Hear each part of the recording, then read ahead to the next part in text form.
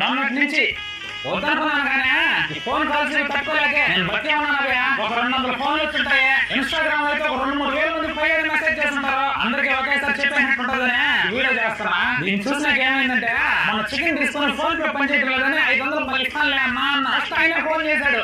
సురేష అదేలే ఇన్స్టాగ్రామ్ లో ఫోటో చూసాను 500 పోయిందని భయపడాలే ఉన్నా కదా అదేలే 500 కొడతామని అన్నాడు. ఇంకెందుకన్నా అర్జెంట్ గా 500 కొట్టాను. మొన్న సినిమా చేసిన సినిమా అంతా అయిపోయింది. క్లైమాక్స్ షూట్ మాత్రం బ్యాలెన్స్ ఉంది. ఆ డైరెక్షన్ టీమ్ వాళ్ళు ఫోన్ చేశారు. అదేలే సురేష క్లైమాక్స్ ఇంకా మన షూటర్లా అదేలే ఫోటో చూసానులే ఉన్నావు కదా అన్నారు. టైం బాగా ఒక ఆయన చీటీ వేసి ముందే పాడేసి ఆయన ఫోన్ చేశాడు. అదేలే అభయ ఇంకా 3 చీటీలు బ్యాలెన్స్ ఉందిగా ఫోటో చూసాను అదేలే టెన్షన్ పడ్డా అన్నాడు.